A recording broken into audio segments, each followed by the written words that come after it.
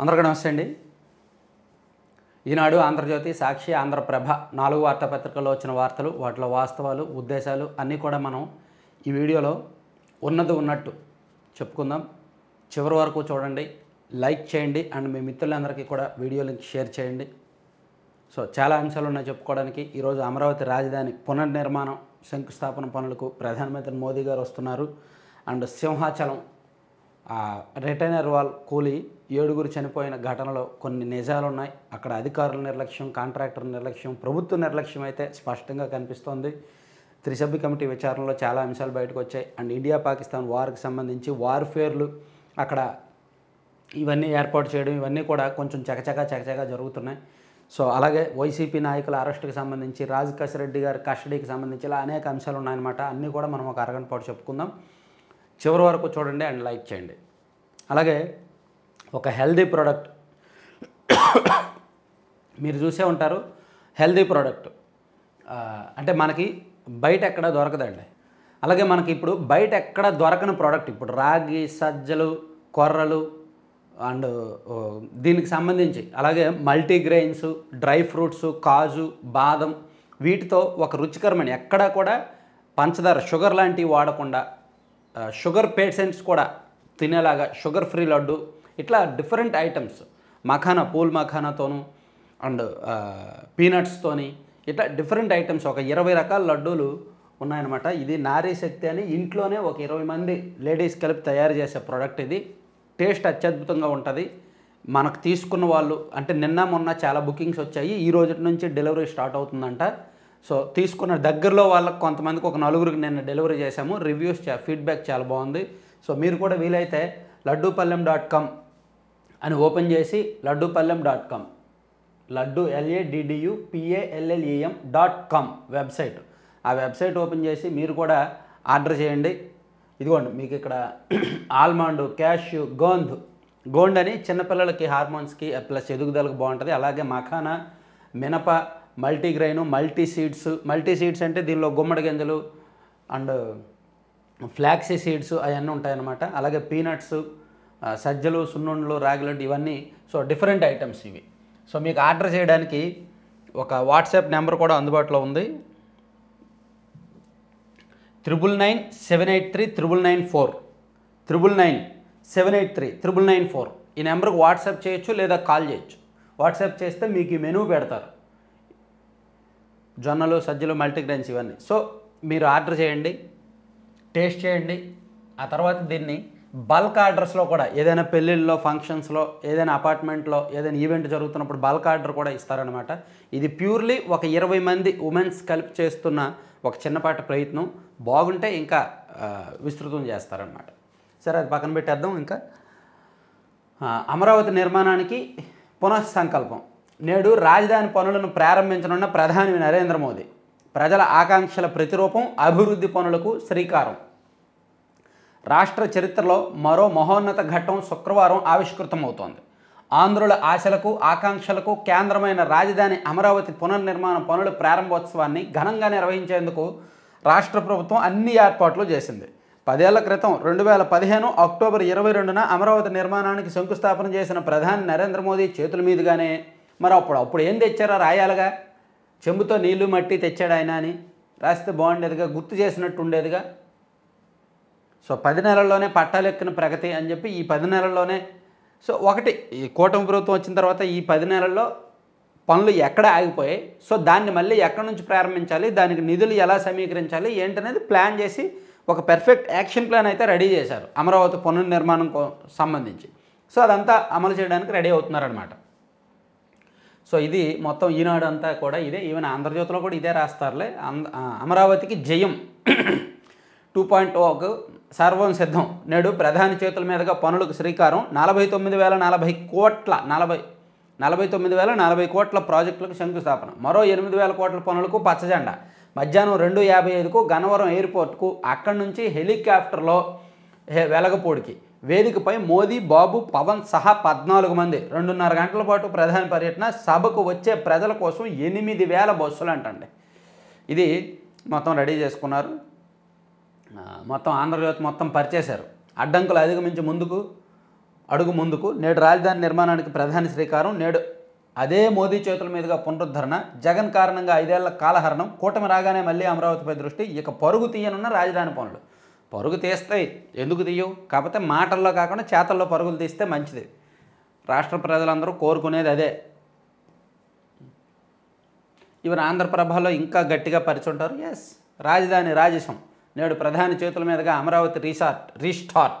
1,00,000 కోట్ల పనులకు నేడే శ్రీకారం. వీళ్ళు ఎలా ఉన్నారంటే ఈనాడు, ఆంధ్రజ్యోతి, ఆంధ్రప్రభ వీళ్ళ హెడ్డింగుల్లోనే ఇంకా మైండ్లో ఇంకా ఏదో అమ్మయ్య అమరావతి అయిపోయింది, దేవుళ్ళు వచ్చేసారు అక్కడికి, బిల్డింగ్స్ అయిపోయినట్టు హెడ్డింగులు పెట్టేస్తున్నారనమాట. భారీ భవనాలు, ఆకాశ హార్మ్యాలు, అద్భుత ఘట్టం ఆవిష్కరణకు రంగం సిద్ధం. మొత్తానికి పోటాపోటీగా కవరేజ్ ఉందనుకో, రేపు ఇంకా పరిచేస్తారు కవరేజ్.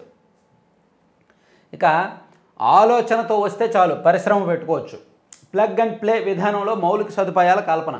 ఇంటికో పారిశ్రామికవేత్తను తయారు చేయడమే లక్ష్యం. 175 నియోజకవర్గాల్లో పరిశ్రమల ఏర్పాటుకు వీలుగా ఎంఎస్ఎంఈలు. పొట్టి శ్రీరాములు నెల్లూరు జిల్లా నారంపేటలో సీఎం చంద్రబాబు.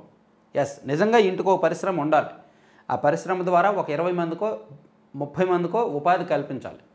అలా ఉంటే రాష్ట్రంలో ఈ నిరుద్యోగ సమస్య ఉండదు, ప్లస్ జీడిపి పెరుగుద్ది, రాష్ట్రం కూడా కొంత బాగుంటుంది. సో ఈ లడ్డూ పల్లెం అనేది కూడా అటువంటి ప్రయత్నమే. ఇప్పుడు మనం తీసుకొచ్చింది ఇది కూడా అటువంటి ప్రయత్నమే. ఇంట్లో ఖాళీగా ఉన్న ఒక 20 మంది మహిళలకి చిన్నపాటి ట్రైనింగ్ ఇప్పించి వాళ్ళే ఒక ఫార్ములా తయారు చేసి అసలు ఎక్కడ దొరకని ప్రోడక్ట్ను లాంచ్ చేశారనమాట. సో టేస్ట్ చేసిన చాలామంది పెద్దలందరూ కూడా చాలా బాగుంది ప్రోడక్ట్ అన్నారు. అలా అన్న తర్వాతే మనం దించాం. సో దీన్ని త్వరలో రాష్ట్ర వ్యాప్తంగా ఎక్కడికక్కడ ఫ్రాంచైజీలు కూడా ఇస్తారు. ఇప్పుడు పెద్ద పెద్ద సిటీస్లో విజయవాడ, గుంటూరు, తిరుపతి, రాజమండ్రి, వైజాగ్, శ్రీకాకుళం ఆ ప్రాంతాల్లో ఫ్రాంచైజీ కూడా ఉంటుంది ఇది. సో ఫ్రాంచైజీ కావాల్సిన వాళ్ళు కూడా సంప్రదించవచ్చు ఈ నెంబర్కి. బల్క్ ఆర్డర్స్ కూడా ఇస్తారనమాట, ఒక యూనిక్ ప్రోడక్ట్. సో అట్లా ఈ ఆలోచన ఉంటే చాలండి, పరిశ్రమ అదే వస్తుంది. సో డబ్బులు లేని వాళ్ళకి బ్యాంకులు రుణాలు ఇస్తాయి, లేదా ప్రభుత్వం సహకారం అందిస్తుంది, ఏదో ఒక ఉంటుంది, ఆల్టర్నేటివ్ ఉంటుంది. సో డబ్బులు ఉన్న వాళ్ళకి ఐడియా ఉండకపోతే ఎవరి దగ్గర ఐడియా ఉందో ఆ ఐడియా ఉన్న వాళ్ళని భాగస్వామిగా చేసుకోవచ్చు. అలా ఏదో ఒక ప్రయత్నం చేయడం వలన రాష్ట్రంలో ఈ సమస్యలు అంతా ఉండవు. ప్రభుత్వ పథకాల మీద, సంక్షేమ పథకాల మీద, ఉచితాల మీద ఆధారపడాల్సిన అవసరం ఉండదన్నమాట. ఎవరైనా పరిశ్రమ పెట్టాలంటే ముందు షెడ్డు నిర్మించాలి, విద్యుత్ సౌకర్యం ఉండాలి, యంత్రాలు కొని తెచ్చుకోవాలి. ఇదంతా జరిగేసరికి 2 ఏళ్ల సమయం పడుతుంది. దీనికి స్వస్తి పలికేందుకు ప్లగ్ అండ్ ప్లే విధానం అమలు చేస్తున్నాం. కావాల్సిన షెడ్లు, మౌలిక సదుపాయాలు, విద్యుత్ సౌకర్యం అన్నీ ఎంఎస్ఎంఈ పార్కులో సిద్ధంగా ఉంటాయి. ఔత్సాహిక పారిశ్రామికవేత్తలు ఆలోచనతో వస్తే చాలు, వెంటనే పరిశ్రమలు ప్రారంభించుకోవచ్చు అని ఇక్కడ ఒకటి రాశారు, అదొకటి చూడొచ్చు. తర్వాత క్రైస్తవంలోకి మారిన రోజే ఎస్సీ హోదా కోల్పోతారు.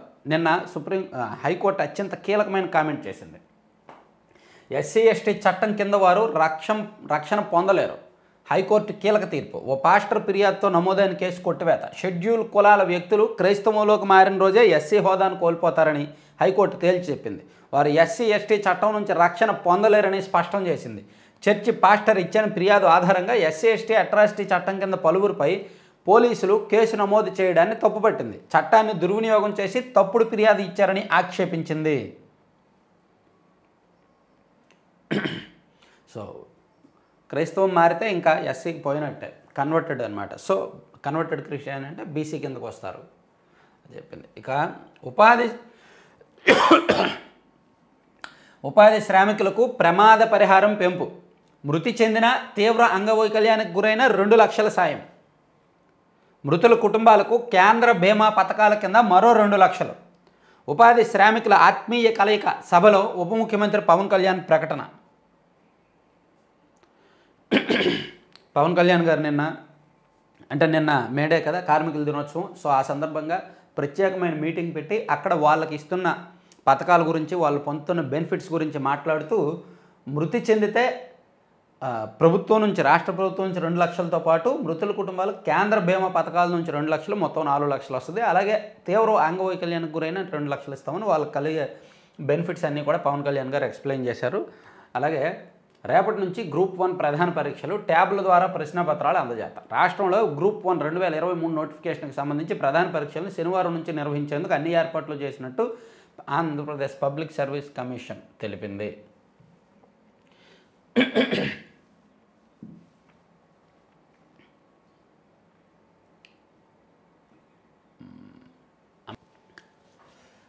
ఎనిమిది మండలాల్లోని 22 గ్రామాల్లో భూసేకరణ. రాజధాని అమరావతి మీదుగా నిర్మిస్తున్న ఎర్రబాలెం నంబూరు రైల్వే లైన్కి సంబంధించి భూసేకరణ ప్రక్రియ వేగవంతం చేయనున్నారు. ఇప్పటికే 12 గ్రామాల పరిధిలో క్షేత్రస్థాయిలో పెగ్ మార్కింగ్ అంటే రైల్వే లైన్ వెంబడి వేసే మార్కింగ్ను పూర్తి చేశారు.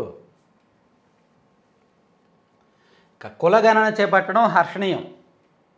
బీసీ సంక్షేమ సంఘం రాష్ట్ర ఇన్ఛార్జ్ నూకానమ్మ చెప్పారంట. మంచిదిగా కులగణన. కొన్ని జిల్లాలకు భారీ వర్ష సూచన.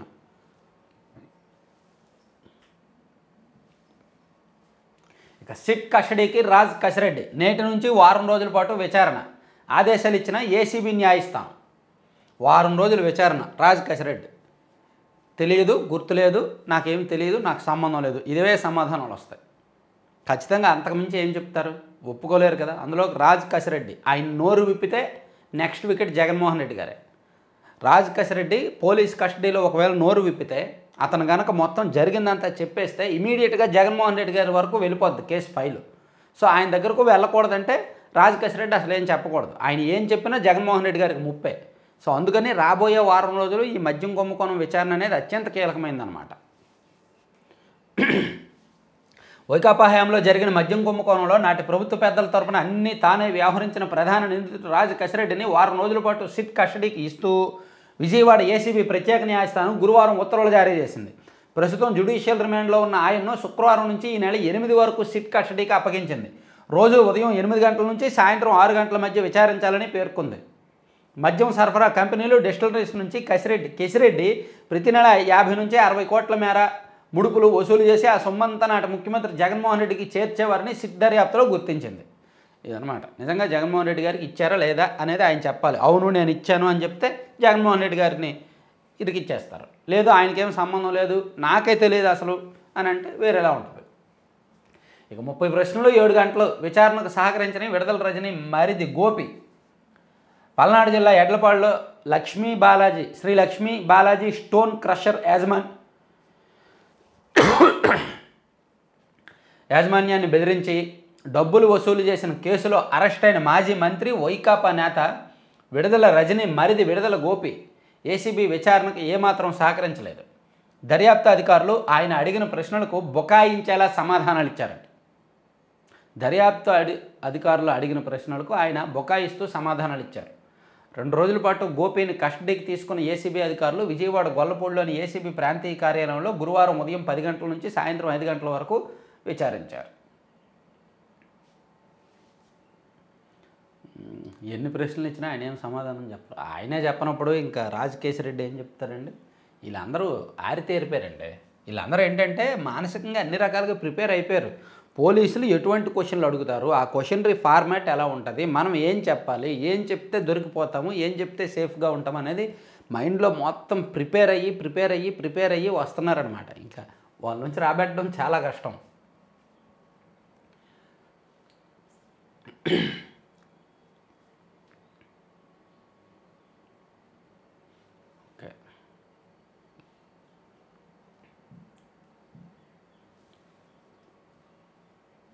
అమరావతి 2015, అమరావతి 2019, ఓహో అమరావతి 2019 నుంచి 2024, ఓహోహో అమరావతి మళ్ళీ అసలు అద్భుతం కదా. వాళ్ళు చెప్పాల్సిందంతా ఈ కార్టూన్లోనే చెప్పేశారు.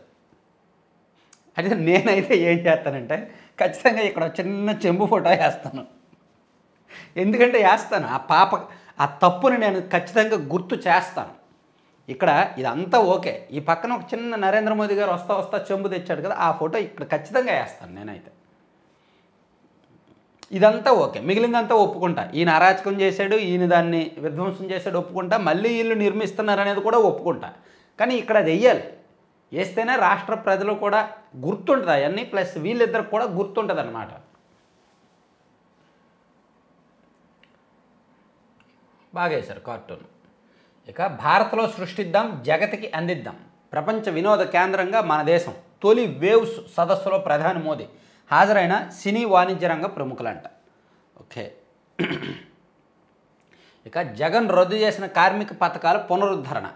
కార్మిక మంత్రి వాసంశెట్టి సుభాష్ కార్మికుల సంక్షేమం కోసం ఉద్దేశించిన 12 పథకాలను గత వైకాపా ప్రభుత్వం రద్దు చేసిందని, వాటన్నింటినీ పునరుద్ధరించేందుకు కూటమి ప్రభుత్వం చర్యలు తీసుకుంటుందని రాష్ట్ర కార్మిక శాఖ మంత్రి వాసంశెట్టి సుభాష్ అంటారు. ఓకే. పిల్లర్లు లేకుండా గోడ నిలబడిపోతుందా?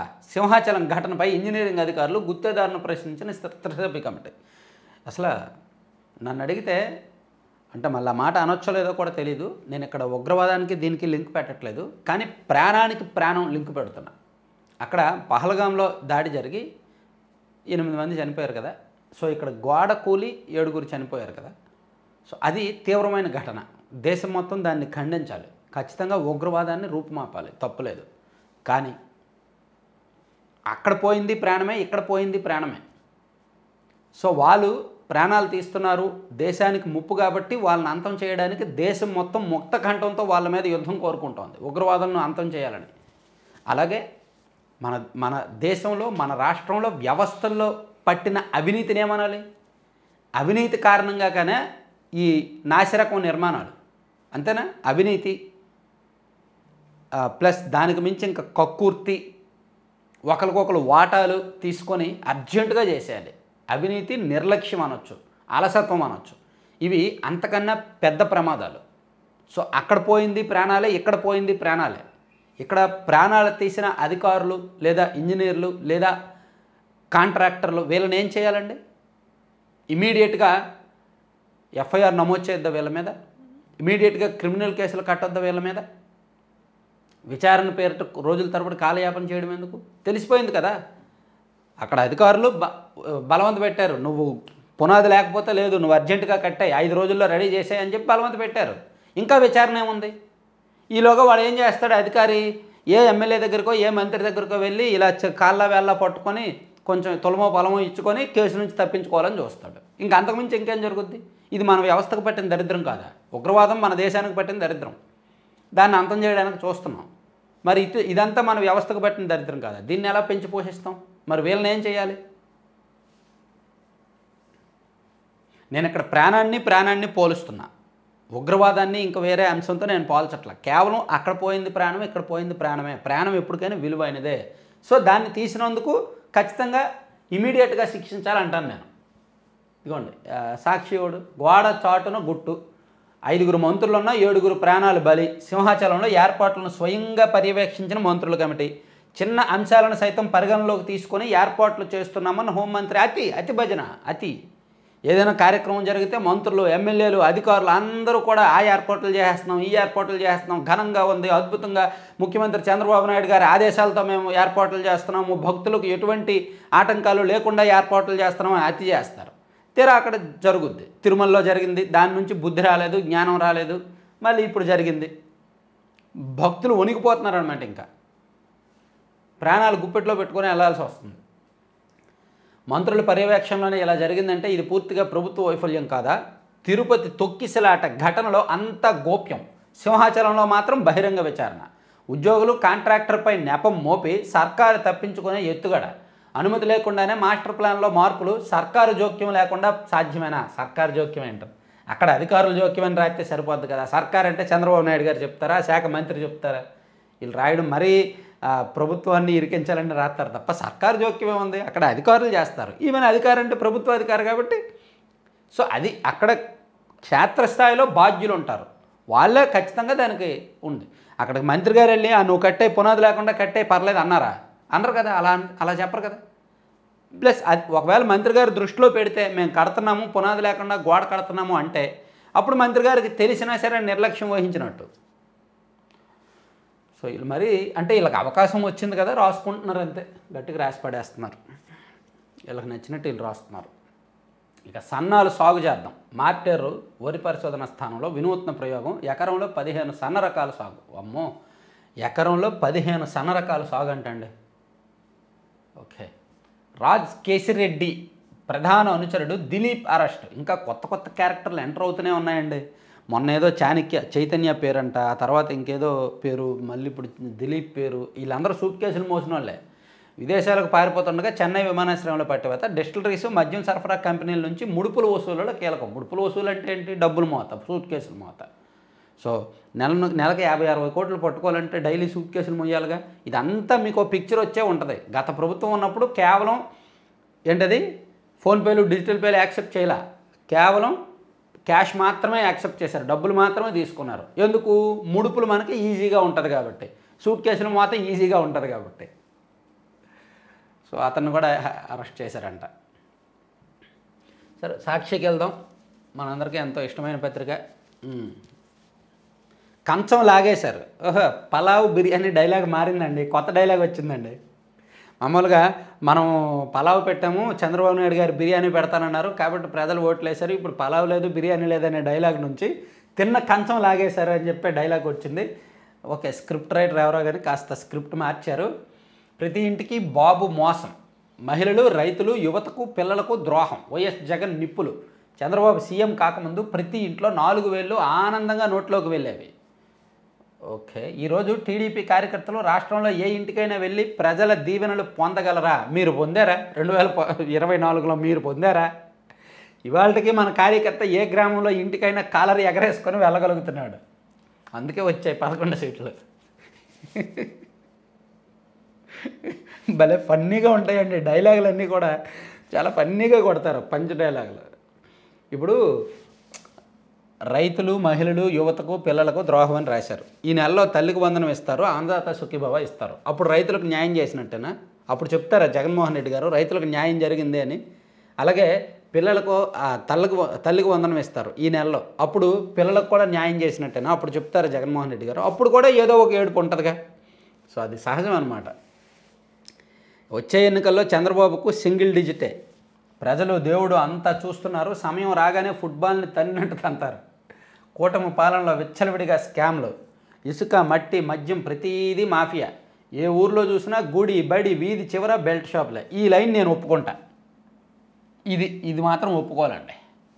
ఏ ఊర్లో చూసినా గుడి, బడి, వీధి చివర బెల్ట్ షాపులే. ఎమ్మెల్యే నుంచి ముఖ్యమంత్రి వారి దాకా దోచుకో, పంచుకో, తినుకో నడుస్తోంది. ఊరు పేరు లేని కంపెనీలకు భూములు దారాదత్తం చేస్తున్నారు. మేము మొబిలైజేషన్ అడ్వాన్స్ను తొలగిస్తే వీళ్ళు అదే పనిగా తెచ్చారు. 10% ఇచ్చి 8% తిరిగి వసూలు చేసుకుంటున్నారు అని జగన్మోహన్ రెడ్డి గారు ఆరోపణలు. రాక్షస రాజ్యం, చంద్రబాబు సర్కార్ రెడ్ బుక్ పాలనపై జగన్ నిప్పులు. పోలీసులను వాచ్మెన్ కన్నా హీరంగా వాడుకుంటున్నారు. వారి సమక్షంలోనే దౌర్జన్యాలు. రాక్షస పాలన ఎలా చేయాలో నేర్పుతా, రాష్ట్రమంతా టీడీపీ వాళ్ళు ఇలాగే చేయాలని కుప్పం నుంచి సంకేతాలు ఇచ్చారు అని. రాక్షస పాలన ఎలా చేయాలో నేర్పుతారంట. ఆల్రెడీ నేర్పించారుగా, అదే వీళ్ళు అమలు చేస్తున్నారు. ఆయన నేర్పించారు కాబట్టి ఇప్పుడు వాళ్ళు కూడా చేస్తున్నారు అనుకోవచ్చు. కొంత ఆయన చేసిన దానిలో కొంత. కులగణన నిర్ణయాన్ని స్వాగతిస్తున్నాం. వైఎస్ఆర్సీపీ హయాంలో 2021లో అసెంబ్లీలో తీర్మానం చేశాం. 2024 జనవరిలో దేశంలో మొదటిసారిగా బీసీ కులగణన నిర్వహించాం. కులగణన ద్వారా వెనుకబడిన వర్గాలకు మరింత సంక్షేమం అందించవచ్చు. అన్ని వర్గాలకు నిజమైన సామాజిక న్యాయాన్ని, అభివృద్ధిని అందించడంలో ఇది కీలక అడుగు. వైఎస్ఆర్సీపీ అధినేత మాజీ ముఖ్యమంత్రి జగన్ మాటలు అంతా కూడా ఇందులో వేశారు. ఒక్కసారి సరదాగా 2వ పేజీ 3వ పేజీ ఓపెన్ చేద్దామా? మొత్తం అయ్యే పరిచేసి ఉంటారు. కంచం లాగేశారు.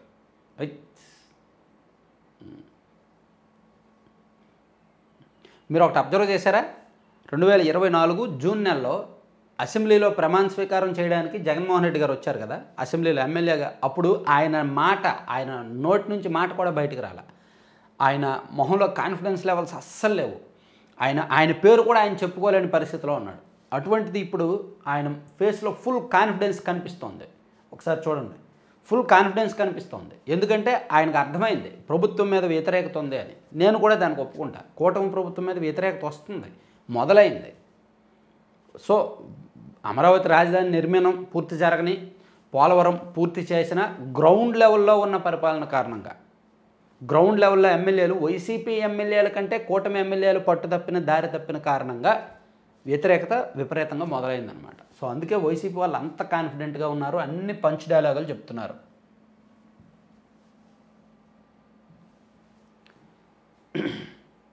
తర్వాత రేపటి నుంచి గ్రూప్ 1 మెయిన్. ఓకే, రాష్ట్రం నుంచి నేటి నుంచి రాష్ట్ర గిరిజన ప్రాంతాల నిరవధిక బంద్. ఓకే, రిజిస్ట్రార్ జనరల్ నుంచే నేరుగా తాజా జాబితా. కేంద్ర ఎన్నికల సంఘం కీలక నిర్ణయం. మృతి చెందిన ఓటర్ల పేర్లను ఎప్పటికప్పుడు తొలగించే వెసులుబాటు. అత్యంత నవీకరించిన ఓటర్ల జాబితాకు అవకాశం. BLOలకు ఫోటో గుర్తింపు కార్డులు. సో ఈసీ కొత్త నిర్ణయాలు తీసుకుందంటండి. నమోదిత మరణాలు తాజా జాబితా రిజిస్ట్రార్ జనరల్ ఆఫ్ ఇండియా నుంచి అందగానే బూత్ స్థాయి అధికారికి సమాచారం ఇస్తారు. ఫామ్ 7 అభ్యర్థన కోసం వేచి చూడకుండానే నేరుగా రిజిస్ట్రార్ జనరల్ నుంచి జాబితా తెప్పించుకోవచ్చు. తర్వాత BLO ఆ ప్రాంతానికి వెళ్ళి మరణాన్ని ధృవీకరించుకొని చట్ట ప్రకారం జనన మరణ వివరాలు అడిగి తెలుసుకునే హక్కు ఈసీకి ఉంది. వాటర్ ఇన్ఫర్మేషన్ స్లిప్ ఆధారంగా స్పష్టంగా ఉండేందుకు ప్రస్తుతం ఉన్న దాని డిజైన్ మారుస్తారు. ఇకపై పెద్ద పెద్ద అక్షరాలతో డిజైన్ చేయడం వలన VIS serial number, water part number మరింత స్పష్టంగా కనిపిస్తాయంట. అలాగే BLOలకు ప్రామాణికమైన ఫోటో గుర్తింపు కార్డులు జారీ చేస్తారు. BLOలు ఇంటింటికి తిరిగే క్రమంలో వారిని ఓటర్లు తేలిగ్గా గుర్తుపడడానికి ఈ గుర్తింపు కార్డు తప్పనిసరి అని ఈసీ భావిస్తోంది అని ఇచ్చారు. తర్వాత సాక్షిలో కూడా రాశారండో. నేడు అమరావతికి ప్రధాని మోదీ. అమరావతి పనుల పునఃప్రారంభ కార్యక్రమంలో పాల్గొన్న ప్రధాని మోదీ 6,000కు పైగా పోలీసులతో భారీ బందోబస్తు. సభ కోసం 5 లక్షల మంది సమీకరణ. 5 లక్షల మంది ఉండరులే కానీ 1,500,000 2 లక్షల మంది. తర్వాత టార్గెట్ 5 లక్షలు. ప్రధాని సభకు రాష్ట్ర వ్యాప్తంగా జన సమీకరణ. ఫస్ట్ 5 లక్షలనే అనుకున్నారు, కానీ ఈ పహల్గాం ఉగ్రదాడి నేపథ్యంలో కొంచెం హడావిడి తగ్గిద్దామని చెప్పి ఆలోచించి 2 లక్షలకు పరిమితం చేశారు. సో 2 లక్షల మంది వస్తారు, అంతకన్నా ఎక్కువ అయితే ఉండదు. తర్వాత పింఛను కట్. తమకు పెన్షన్ అందడం లేదంటూ వృద్ధులు వికలాంగుల ఆందోళన. శ్రీకాకుళం జిల్లా కోటబొమ్మాల మండలం కమలనాభపురంలో 8 మందికి బంధు. 2 నెలలుగా నిలిపేశారంటూ అధికారులను నిలదీసిన బాధితులు. మూకుమ్మడి సెలవులో ఎంపీడీఓ, ఇన్ఛార్జ్ ఎంపీడీఓ, పంచాయతీ కార్యదర్శి. పల్నాడు జిల్లా పొట్లూరులో 22 మందికి, పిచ్చికలపాలెంలో 9 మందికి నిలిపివేత. బాధితుల్లో 3 ఆడపిల్లలు ఉన్న నిస్సహాయ వికలాంగుడు అని రాశారు. పింఛన్లు అనర్హులు ఏరివేత క్రమంలో నిజంగా అర్హులకు కూడా అందడం లేదు. ఇది కొంచెం ప్రభుత్వానికి ఇబ్బందికరమే. 1-2 సార్లు వెరిఫై చేసుకుంటే బెటర్. ఇక అన్ని నియోజకవర్గాల్లో ఇండస్ట్రియల్ పార్కులు ఓకే. మద్దతు ధర ఎక్కడ బాబు?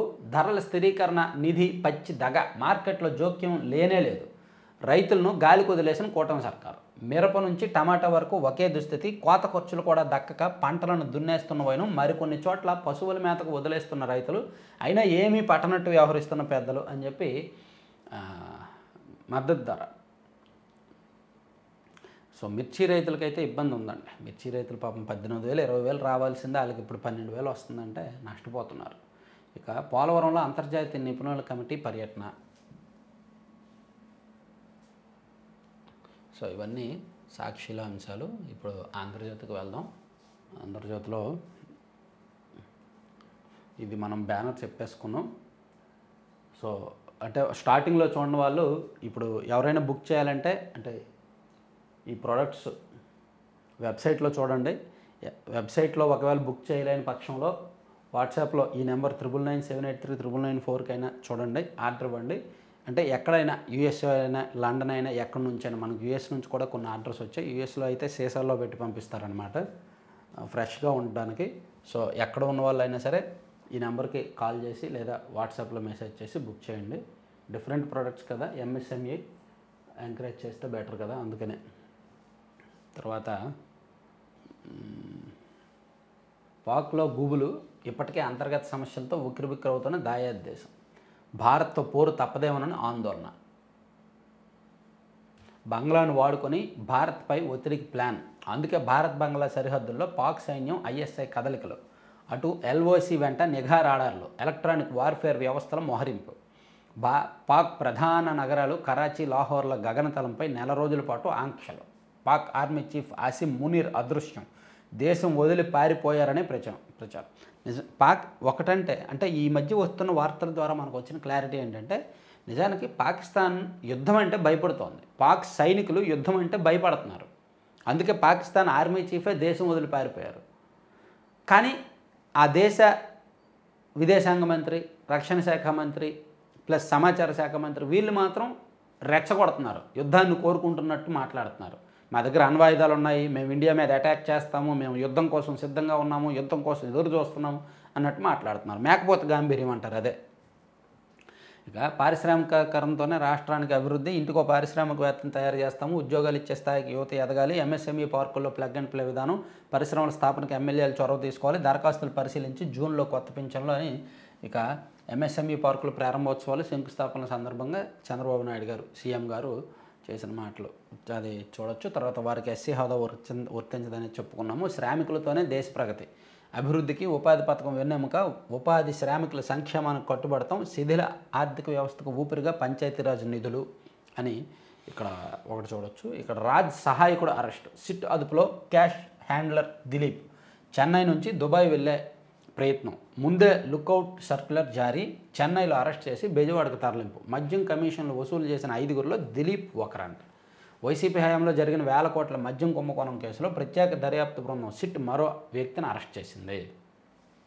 అదే సూట్ కేసులు మాత్రం అడ్డగోలుగా కట్టేశారు. డ్రాయింగ్ లేదు, ఉత్తర్వులు లేవు, నోటి మాటతోనే అంతెత్తు గోడ కట్టారు.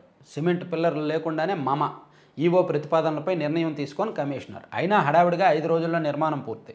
సింహాచలంలో ఇంజనీరింగ్ విభాగం నిర్వాహకం ఇది. ప్లాన్ మార్చారు, ప్రాణాలపైకి తెచ్చారు విచారణ కమిటీ. వాళ్ళని ఏం చేస్తారో చెప్పండి. ఇవంతా కాదు, ఇక వదిని చెబితేనే చేశా. స్టోన్ క్రషర్ యజమానికి ఫోన్ చేసి మాట్లాడా, నేను ఎవరిని బెదిరించలేదు. జాషువాయే ఆయన్ని బయటపెట్టారు. విచారణలో రజనీ మరిది వెల్లడి, కోర్టు ఆదేశాలతో మరిది గోపిని కస్టడీకి తీసుకొని ఏసీబీ. 3 రోజుల పాటు విచారణ. ఈనాడులోనేమో ఆయన ఏమీ చెప్పలేదని రాశారు, ఆంధ్రజ్యోతిలోనేమో వదిని చెబితేనే చేశానని రాశారు. ఏది నమ్మాలి? అలా వదిన పేరు చెప్పరు కదా. నాకు తెలిసినంత వరకు లేడీస్ అందులోకి మొత్తం అక్కడ కర్త కర్మ క్రియ, కళ్ళు ముక్కులు చెవులు అంతా కూడా ఈయనే. ఆ 5 సంవత్సరాలు కూడా వసూలు చేసింది మొత్తం ఈయనే.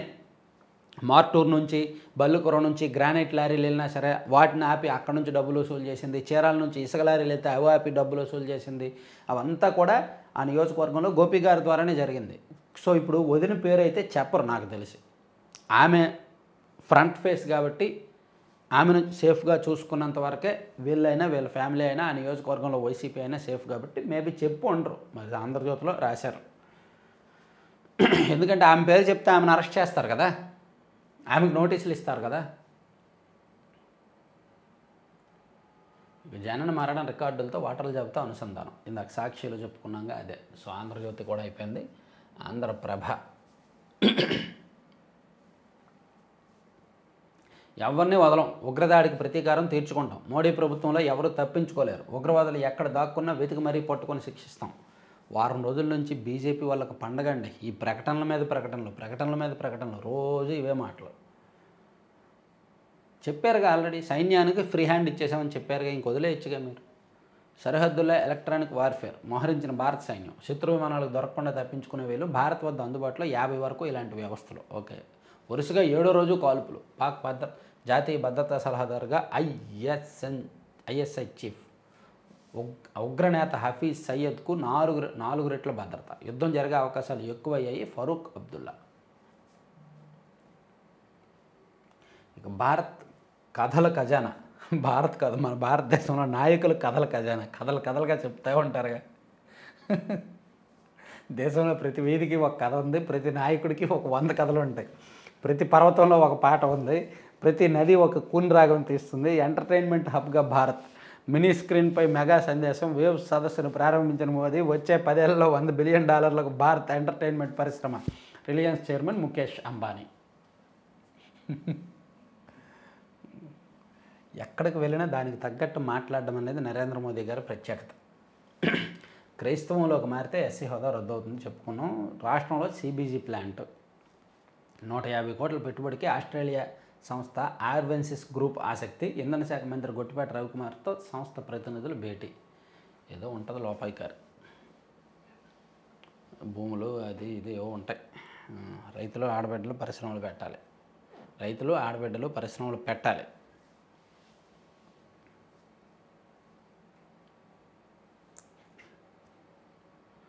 సో ఇవండి 4 పత్రికల్లో వచ్చిన వార్తాంశాలు.